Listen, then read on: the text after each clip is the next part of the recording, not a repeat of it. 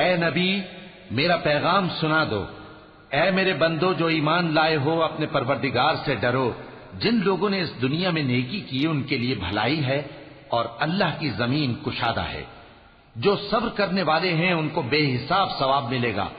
کہہ دو کہ مجھ سے ارشاد ہوا ہے کہ اللہ کی عبادت کو خالص کر کے اس کی بندگی کروں، اور یہ بھی ارشاد ہوا ہے کہ سب سے پہلے میں فرما بردار بن جاؤں۔ کہہ دو کہ اگر میں اپنے پروردگار کا حکم نہ مانوں تو مجھے بڑے دن کے عذاب سے ڈر لگتا ہے۔ کہہ دو کہ میں اپنے دین کو شرک سے خالص کر کے اللہ ہی کی عبادت کرتا ہوں، اب تم اس کے سوا جس کی چاہو پرستش کرو۔ کہہ دو کہ نقصان اٹھانے والے تو وہی لوگ ہیں جنہوں نے قیامت کے دن اپنے آپ کو اور اپنے گھر والوں کو نقصان میں ڈالا۔ دیکھو یہی سراسر نقصان ہے، ان کے اوپر آگ کے سائبان ہوں گے اور نیچے اسی کے فرش ہوں گے۔ یہ وہ عذاب ہے جس سے اللہ اپنے بندوں کو ڈراتا ہے کہ اے میرے بندو مجھی سے ڈرتے رہو۔ اور جنہوں نے اس بات سے پرہیز کیا کہ بتوں کو پوجیں اور اللہ کی طرف رجوع کیا ان کے لیے بشارت ہے، تو میرے بندوں کو بشارت سنا دو۔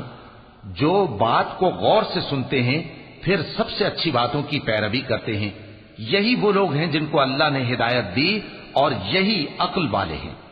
بھلا جس شخص پر عذاب کا حکم صادر ہو چکا ہو تو کیا تم اسے جو دوزخ میں پڑا ہو نکال سکتے ہو؟ لیکن جو لوگ اپنے پروردگار سے ڈرتے ہیں ان کے لیے اونچے اونچے محل ہیں جن کے اوپر بالا خانے بنے ہوئے ہیں اور ان کے نیچے نہریں بہ رہی ہیں۔ یہ اللہ کا وعدہ ہے، اللہ وعدے کے خلاف نہیں کرتا۔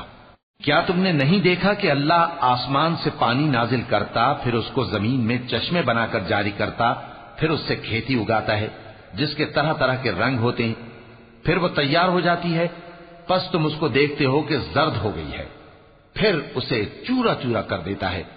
بے شک اس میں عقل والوں کے لیے نصیحت ہے۔ بھلا جس شخص کا سینہ اللہ نے اسلام کے لیے کھول دیا ہو سو وہ اپنے پروردگار کی طرف سے روشنی پر ہو، تو کیا وہ سخت دل کافر کی طرح ہو سکتا ہے؟